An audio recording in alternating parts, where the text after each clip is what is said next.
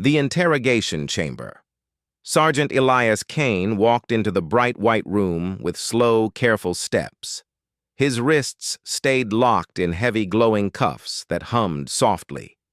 Two tall guards from the insect race pushed him toward the single metal chair in the center of the floor. They did not speak. Their long, thin arms clicked as they moved. The room had no windows, only smooth walls that glowed with pale blue light. A small, round drone floated near the ceiling. It turned slowly to watch everything, and a single table stood in front of the chair. On the other side sat Vren Kal, the Coalition interrogator. His body looked like black polished armor, with many jointed legs folded neatly under him. 4 large eyes stared without blinking. 2 of them blinked at different times. Kane sat down without being told. The cuffs clicked once and locked to the arms of the chair. He looked straight at Vren Kal. His face carried deep lines from old wounds. One eye stayed half closed from a burn scar. 2 fingers were missing from his left hand. The stumps looked clean and old. Vren Kal leaned forward a little. His voice came out smooth and calm through a small speaker box on his chest. "Welcome, Sergeant Elias Kane of the Human 7th Legion. You are the last officer we captured from the Sector 7 front. I have many questions. You will answer them all." Kane nodded. "Once I know why I am here." The interrogator tilted his head. "You fought for 4 years. Your side lost. You surrendered 6 months ago. The war ended yet." Yes, Vren Kal said. "The truth about your Vren Kal said. "The truth about your Warfront." Kane took a slow breath. "Water first, please. My throat feels dry." Vren Kal made a quick motion with one claw. A small slot opened in the table. A clear tube rose up with cool water inside. Kane drank slowly. He wiped his mouth with the back of his hand. "Thank you, now speak," Vren Kal said. "Just tell me everything." Kane set the tube down. "I assume you want to know why your legions broke on every world we defended." Vren Kal stayed very still. His eyes narrowed slightly. "Go on." Kane leaned back in the chair as much as the cuffs allowed. His voice stayed even and quiet. "The Coalition came to our worlds with better ships, better weapons, better numbers. You thought it would end fast. You sent waves of soldiers and machines. You expected us to run or die quick. We did not. The first battles surprised. Your commanders wrote reports about strange human behavior. They called it madness. I call it something else." Vren Kal interrupted. "What do you call it?" Kane met his gaze. "We call it holding the line, the insectoid being tapped one claw on the table. Your line broke in the end." "Yes," Kane said. "But not the way you think. We did not break because we were weak. We broke because the people at home could not watch any more families die. They chose peace. We followed orders." Vren Kal leaned closer. "You speak as if you still hold pride." "I do," Kane answered. "Pride in my people. Pride in the ones who never came home." Silence filled the room for a long moment. The drone buzzed softly as it recorded every word. Vren Kal spoke again. "Begin at the start. Describe the opening months." Kane nodded. "The war started when your fleets arrived at our outer colonies. You demanded surrender. We refused. You landed troops on Kyber Ridge. That was the first real test. Your doctrine used, heavy walkers shielded columns fast. To strikes you sent 40,000 units against 1,200 of our Marines. Standard prediction said we would fall in 4 hours. We held for 3 weeks. Vren Kal clicked his mandibles. "You used forbidden weapons." "No," Kane said. "We used what we had. We mined our own retreat paths with small nuclear charges. When your walkers advanced, we set them off. The blasts tore holes in your formation. We did not care about the radiation. We cared about stopping you. Your snipers used long rifles. They fired heavy rounds from 4 kilometers. The bullets moved so fast, your energy shields could not react in time. Officers died before they knew they were targeted. When bullets ran out, we came closer. We used sharpened tools. We used pieces of metal heated by plasma torches. We fought in the mud and the dark. Vren Kal raised one claw. You speak of barbarism. Kane shook his head. I speak of necessity. Your soldiers had training. Your soldiers had inhibitors to block fear. Our soldiers had none. We felt every second of, but we stayed anyway. Wounded men refused help if it meant leaving the fight. Medics had orders to stop anyone who tried to run. Some medics followed those orders with their own weapons. Vren Cal stared. You describe monsters. No, Kane said, I describe humans. The interrogator sat back. His legs shifted under the table. You think this makes you strong? It makes us dangerous. Kane answered, You learned that the hard way. Vren Cal looked at the drone, then back at Kane. Continue. Kane took another slow breath. Yet there was a night on the ridge when your heavy weapons team held a strong position. They had autocannons and shield generators. They thought the position could not fall. Our scouts moved at night. They carried no lights. They made no sound. When your sentries looked away, our men slipped inside. They cut power lines. They placed charges under the cannons. When the charges went off, the whole line collapsed. Your team surrendered after 3 days. They screamed that the dead kept coming back, wounded humans. I crawled through the mud for miles just to reach the fight again. Vren Cal said nothing. His eyes stayed fixed on Kane. Kane kept talking. Your elite shock troops refused orders to advance into our trenches. We chained ourselves to the fixed positions. We said we would hold until death. Sometimes we held longer than that. We rigged bodies with motion triggers. If your soldiers came close, the dead would explode. One of your battalions mutinied. They saw a single human sergeant walk through steady plasma. The fire, a blast caught him and melted half his face. He kept walking. He threw one grenade. It killed your commander. The rest of your troops broke and ran. Vren Cal finally spoke. Your species is suicidal. Kane smiled a small, thin smile. No, we are just very stubborn about unfinished business. The room grew quiet again. The blue light on the walls pulsed slowly. Vren Cal stood up. His legs unfolded with soft clicks. We will speak more tomorrow. You will tell me the rest. Kane nodded. I will. The guards came. Forward. They unlocked the cuffs and pulled Kane to his feet. He walked out without looking back. The door closed behind him with a heavy sound. Vren Cal stayed alone in the chamber. He stared at the empty chair. His mandibles moved once in a small, uncertain motion. The drone floated closer and recorded the silence. Outside, the galaxy turned slowly. Stars burned in the dark earth, waited far away under a fragile peace treaty.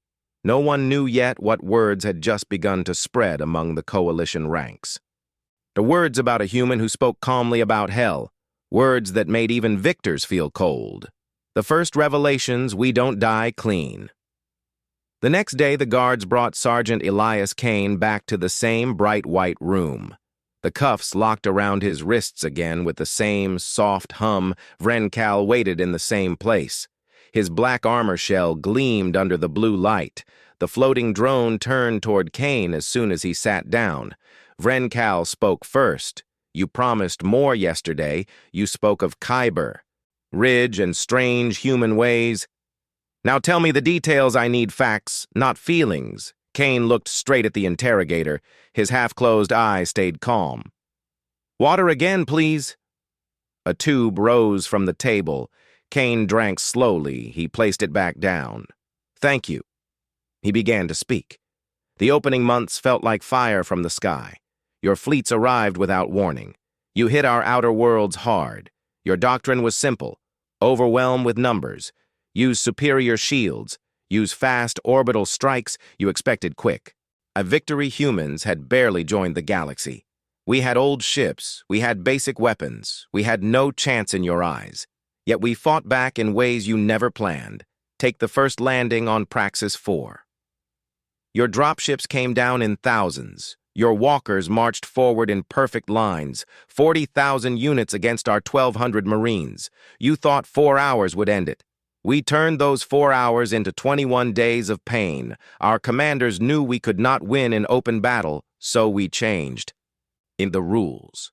We dug deep trenches. We placed charges under every path you might take. When your first wave advanced, we waited. We let the front ranks pass, then we set off the mines. The ground opened up. Your walkers fell into craters filled with fire and metal. The blasts ripped shields apart because we used raw nuclear force, not fancy energy. Your officers died fast. Our snipers lay hidden in the rocks. They used heavy kinetic rifles loaded by hand. The rounds weighed more than your standard issue. I flew at speeds your shields could not stop in time. A single shot from 4 kilometers could punch through an officer's head before the alarm sounded. Vrencal raised one claw. You cheated with primitive weapons. Kane shook his head.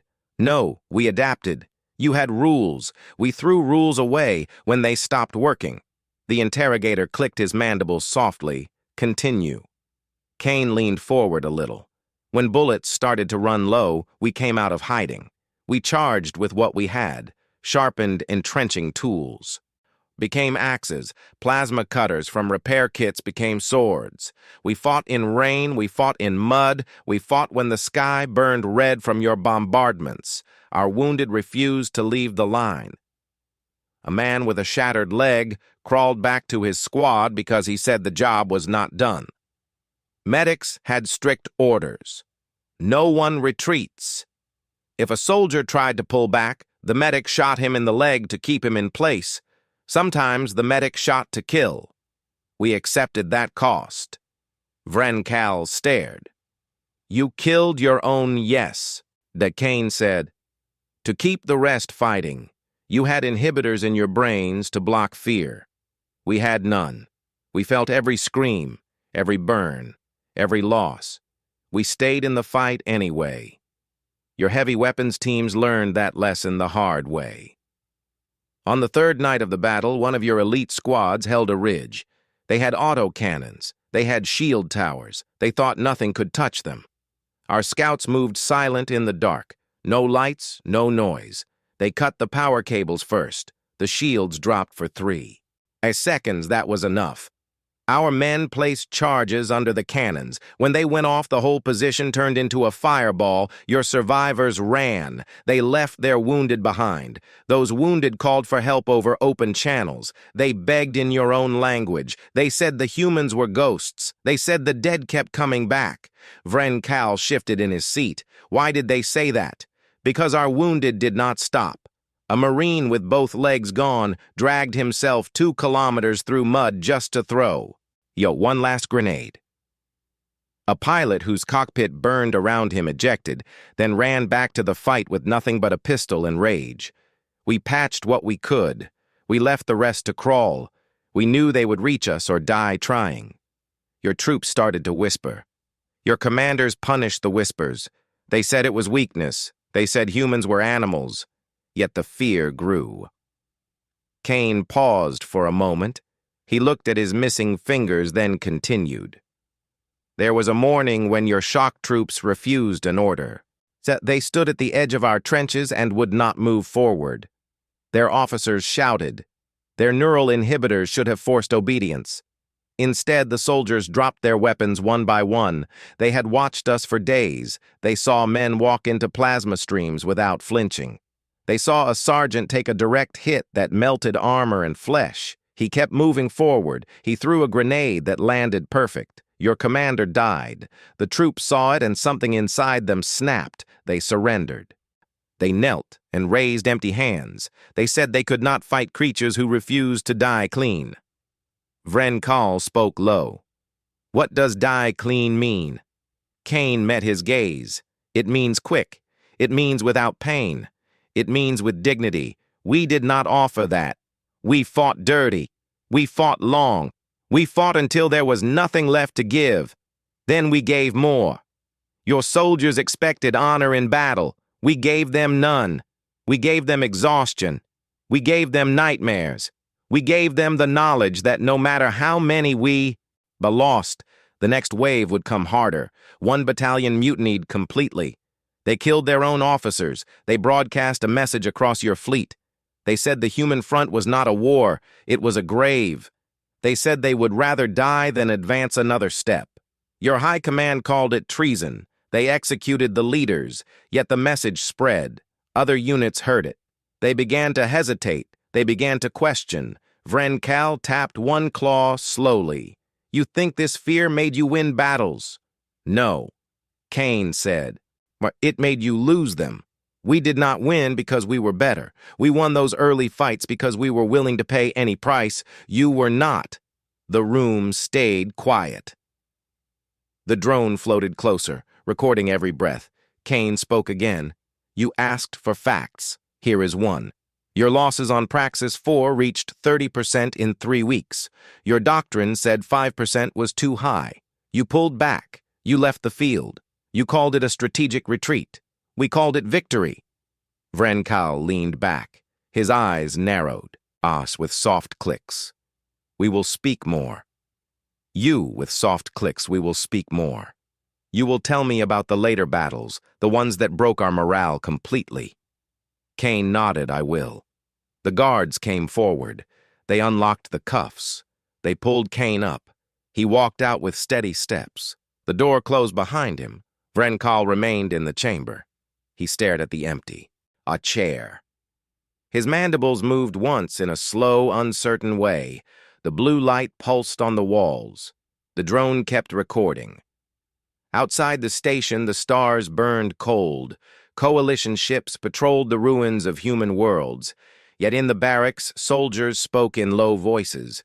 They spoke of the human who sat calm in chains. They spoke of a war front where death did not end the fight. They spoke of hell brought by creatures who refused to die clean. The words spread quiet and steady, like smoke from a fire that would or not go out, the turning point. Hell is a human word. The guards led Sergeant Elias Kane into the White Room once more. The cuffs locked with their familiar hum. Vrencal sat waiting, his many eyes fixed on the human.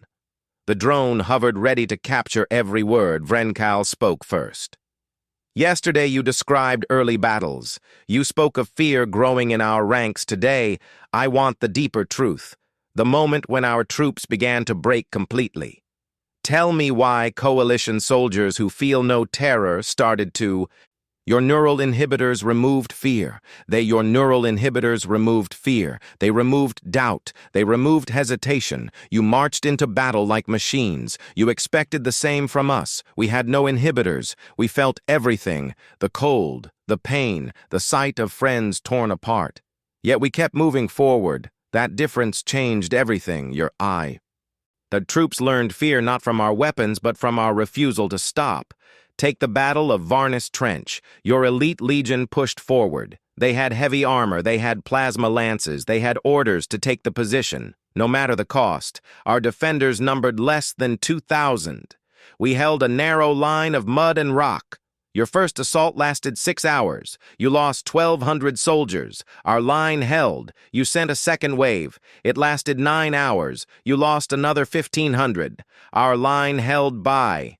On the fourth wave, your soldiers hesitated. They saw bodies piled high. They saw humans climb over their own dead to keep firing. They saw men with missing arms still pulling triggers. They saw women reload rifles with teeth because both hands were gone. Your officers ordered advance.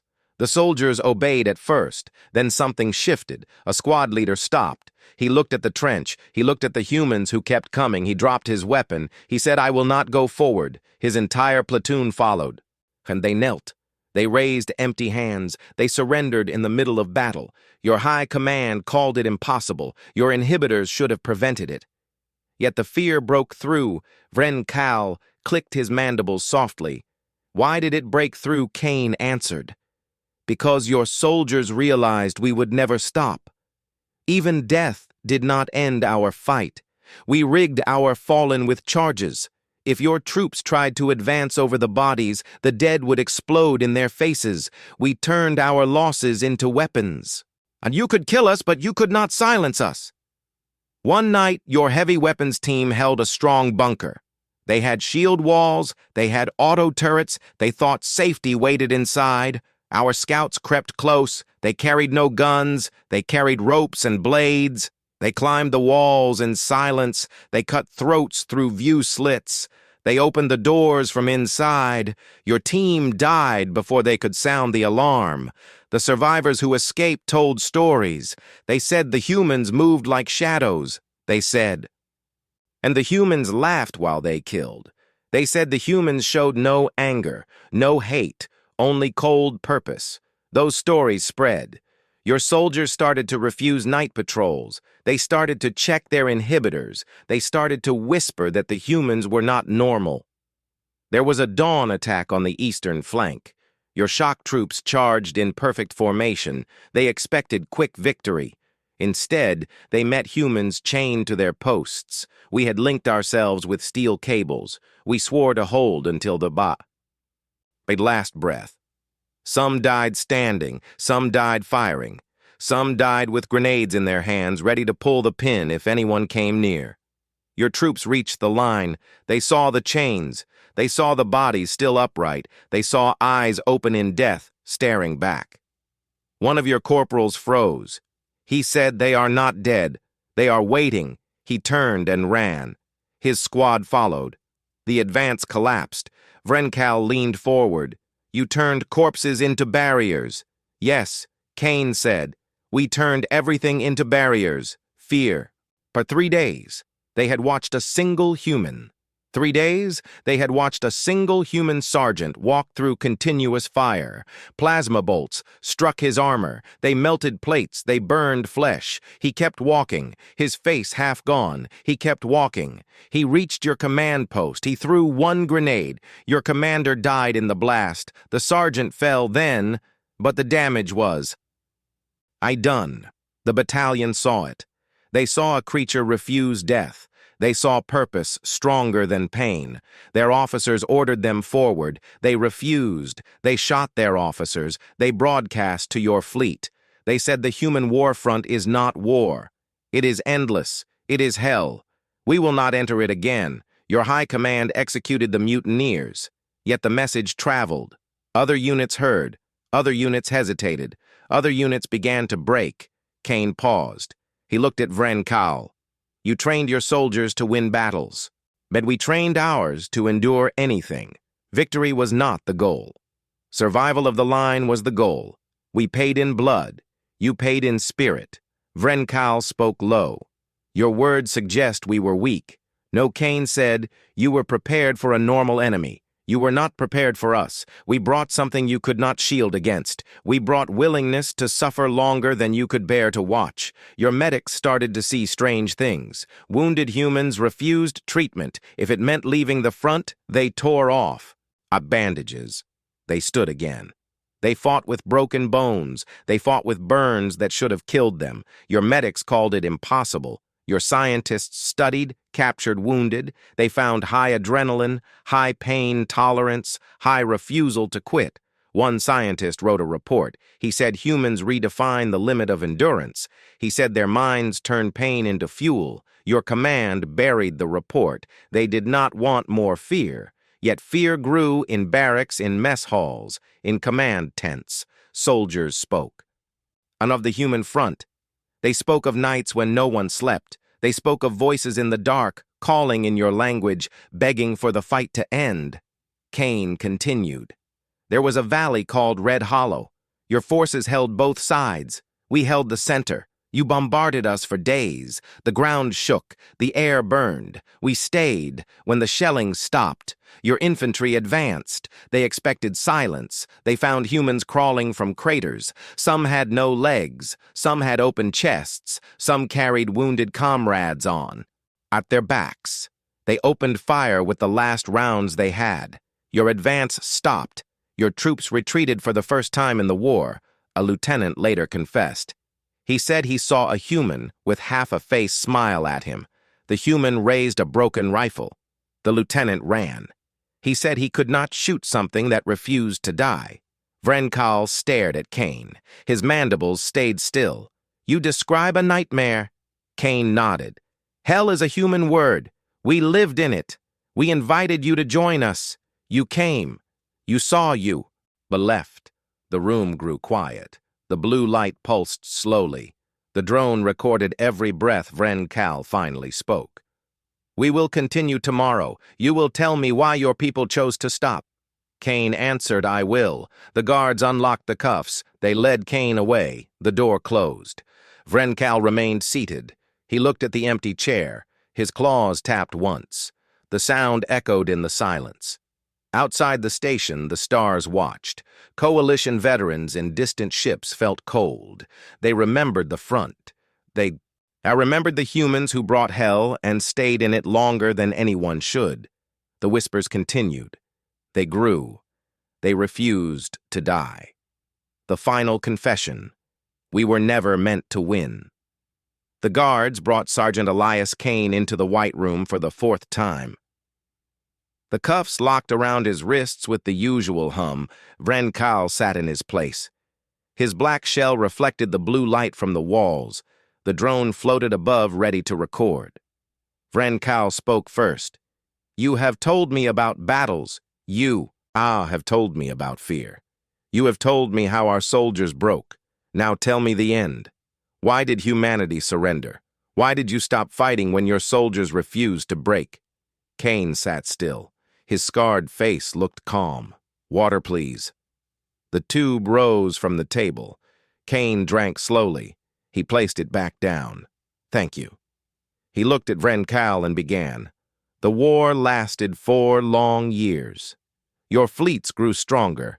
Your numbers never seemed to end. We lost ships. We lost worlds. We lost people. Yet on every front, our soldiers held. We bled. We burned. We kept the line. You thought we would run out of will. You thought the cost would break us first. It did not. Our people back home watched the reports. They saw the casualty lists. 87% of every expeditionary force gone. Entire generations vanished in the stars. Mothers lost sons. Fathers lost daughters. Cities stood half empty. Schools closed forever. The streets filled with silence where laughter used to be. The soldiers on the front never saw those. He counted the empty chairs at tables. They counted the empty chairs at tables. They counted the flags at funerals. They counted the days without news. They reached a point where they could not watch anymore. Kane paused. His voice stayed even. They looked at the stars and decided no victory was worth that price. They voted, they protested, they demanded peace. Their leaders listened. They sent the order. Stand down. The war ends now. Vrencal tilted his head. You surrendered because civilians ordered it. Yes. Kane said, soldiers follow orders. We stood down. We lowered weapons. We let your troops advance without a fight. We watched worlds fall under your flags without firing another shot. Vrencal leaned forward.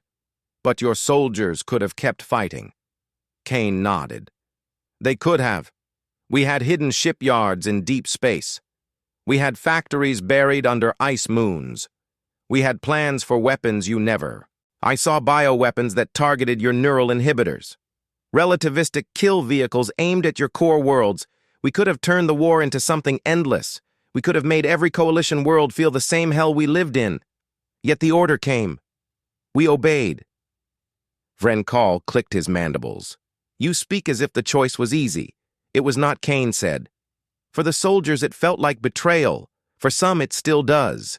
They trained to fight to the last. They prepared to die in the mud. They accepted hell as the home. Then the message arrived. Cease fire, go home. The war is over. Some refused at first. Small units kept shooting. They died fast. Your forces swept in. Others followed orders. They walked away with heads down. They carried wounds that would never heal. They carried memories that would never fade. Vrencal stared. You could have ignored the order. You could have fought on alone. We could have, Kane answered. But we are not machines. We are people. We have families. We have homes. We have futures beyond the affront. When the people who sent us said enough, we listened. We stopped killing you because they asked us to stop. The room stayed quiet. The blue light pulsed slow and steady. The drone captured the long silence. Kane spoke again. You did not beat us in the field. You did not break our will. You did not outlast our stubbornness. We chose to stop. We chose peace over more blood. We chose life for the ones still breathing. Vrencal raised one claw, so the victory belongs to us. Kane met his gaze. Victory. It belongs to no one. We lost worlds, we lost lives, we lost pieces of ourselves. You gained territory, you gained silence, you gained a galaxy without human guns pointed at you. But every night your veterans close their eyes and see the trenches, they see the chains, they see the faces that refused to die. You paid for your victory, in fear, in doubt. In stories you cannot tell your young, we paid in graves, you paid in nightmares. Both costs were high. Vrencal sat back, his legs shifted under the table. You, to speak with no anger. Anger died long ago. Kane said, what remains is truth. You asked why the war ended. Here is the answer. We were never meant to win. We were meant to endure until the price became too high for our people to bear. When they said stop, we stopped. Your intelligence missed that part. You counted ships, you counted soldiers, you counted planets. You never counted the hearts back home. You never measured how much loss one species can take before it turns away. We reached that limit. We turned. But away. Vrencal looked at the drone, then back at Kane. Your words will be studied. Study them, Kane said. But remember this. The human Warfront was hell because we lived in it. We invited you in. We stayed longer. We left when we chose, not when you forced us. The interrogator stayed silent. His eyes blinked at different times. Kane continued. There is one more thing. Your command will hear these words. They will classify them. They will call them dangerous. They will try to bury them. Yet soldiers talk in our barracks, in dark corners. In quiet moments, they will remember. They will whisper. The name Elias Kane will become a warning. Never fight humans unless you are ready to pay forever. Vrencal finally spoke. We won the war. Yes, Kane said you won the war. We ended it. The silence returned heavier than before. The blue light seemed colder. The drone kept turning. Vrencal stood, his legs unfolded with soft clicks. We finish tomorrow. You will tell me nothing more after that. Kane nodded. I will say what needs. I'm saying the guards came forward. They unlocked the cuffs. They pulled Kane to his feet. He walked out steady and slow. The door closed with a heavy sound. Vrencal remained alone. He stared at the empty chair. His mandibles lowered slightly. The drone floated closer, recording the quiet. Outside the station, the stars burned on coalition. Worlds turned in peace, yet in the minds of those who fought the front, something shifted. A small crack appeared, a question no one wanted to ask. What if the humans had not, or stopped? What if the order never came? The thought lingered like smoke. It refused to fade. It spread slow and steady, through ranks, through fleets, through the long nights when sleep would not come. Humanity lost the war. The galaxy called it victory. Yet every victor who heard the words felt the cold touch of something deeper, something that looked like respect, something that looked like dread, echoes of hell. Months passed after the last session in the White Room. Sergeant Elias Kane remained in his. Our cell deep inside the Coalition detention station, he spoke no more to Vrencal. The interviews ended. The recordings sat locked in secure files marked for high command. Only Vrencal returned to his duties. He reviewed reports. He attended meetings. He trained new officers. Yet the words from Kane stayed in his mind. They played again and again when the station grew quiet at cycle end. He tried to push them away. The effort failed. One evening, Vrencal sat alone in his private quarters. He opened the full transcript on his personal screen. The text scrolled slow line by line.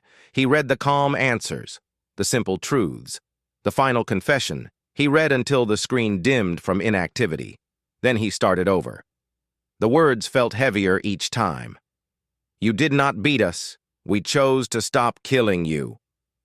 The human war front was hell because we brought hell with us, and we were willing to stay in it longer than you were." Vrenkal closed the file. He stood and walked to the small viewport. The stars outside burned steady, then cold. Below him, the blue marble of Earth turned slow under the treaty lights. No weapons orbited it. No fleets patrolled its skies. Neutral ground peace, enforced by paper and promises. He stared at the planet for a long time, his mandibles lowered. His eyes reflected the soft glow from the world that once fought so hard. In the barracks across the station, the stories began to spread. At first, they moved in whispers between veterans who served on the front. They spoke when officers looked away. I spoke in the mess hall shadows. They spoke during long shifts, when boredom opened mouths. They told of a human prisoner who sat in chains and spoke without fear. They told of battles where soldiers refused to die. They told of trenches where the dead guarded the living. They told of a sergeant who walked through fire with half a face and still threw the killing grenade. Young recruits listened wide-eyed. They asked questions. The veterans answered low. "Keep your voice down. The command does not like." And these tales, they call them defeatist. They call them lies. Yet the young ones remembered, the names stuck. Sergeant Elias Kane, the 7th Legion, the Sector, 7 Front. One night a group gathered in a storage bay. They dimmed the lights. They passed a small data chip. The chip held a forbidden copy of the transcript. Someone had smuggled it out, risked punishment to share it. They listened through hidden earpieces. Kane's voice came clear and even. No anger, no boast, only truth. When the recording ended, a silence filled the bay. One soldier spoke first. He said what we faced was not normal. Another nodded. They broke us not with better guns, but with time, with pain, with refusal to quit. A third added, "We won the war. We lost something else. The chip passed to other bays, other shifts, other ships." Soon the words traveled wider than high command could stop. Officers caught wind. They ordered searches. They destroyed copies. Yet new ones appeared. The story refused to stay buried. Vrenkal heard the rumors, he said. And High Command called a meeting. High Command called a meeting. They discussed the transcript. They decided to classify it fully. Destroy every record. Erase the name Elias Kane from official files. They wrote new training manuals. They removed mentions of the human front. They taught that victory came clean and complete. The orders went out. Yet in private quarters, veterans kept the memory alive. They taught their young not to fear humans, but to respect what humans could become. They said if war returns, never assume the line will break. Never assume the enemy will run. Never assume death ends the fight. Vrenkal stood on the observation deck again. Earth filled the viewport. Blue oceans, white clouds, green lands. He thought of the billions who lived there. They rebuilt. They healed. They moved forward without hate, without revenge. He replayed the line in his mind. The human Warfront was hell, because we brought hell with us, and we were willing to stay in it longer than you were. The words carried no pride, no threat, only fact. Vrenkal turned from the viewport. His steps felt heavy. He walked the corridors, past guards, past drones, past the hum of the station. He passed a young officer who snapped to attention. Vrenkal paused. He looked at the officer's eyes. He said one thing low enough for only them to hear. "Never forget what winning cost us." The officer blinked, confused. Vrenkal walked on. In his cell, Elias Kane sat on the narrow bunk. He looked at the blank wall. His missing fingers rested in his lap. He thought of home. He thought of the front. He thought of the faces gone forever. A small smile touched his lips. Not joy, not sadness, acceptance. The war ended. The galaxy moved on. Yet somewhere in the quiet spaces between stars, the echo remained, a warning wrapped in memory, a story told in whispers, a truth that no classification could. This kill humanity lost the war. The coalition claimed victory, yet every soldier who survived the front carried a piece of hell inside. They carried it home. They carried it to sleep. They carried it to the end of their days, and in the dark, when eyes closed, the trenches appeared again. Chains rattled. Bodies stood upright. Eyes stared back unblinking. Purpose burned brighter than pain. The galaxy called it peace. The veterans knew better. They knew the front never truly closed. It waited patient. It waited. Silent. It waited for the day. Someone forgot. No one who heard the words forgot. Earth turned below. Stars watched above. The station hummed on. Vrencal returned to his quarters. He sat. He stared at nothing. His mandibles stayed low. The echo lingered. It grew faint. It never died.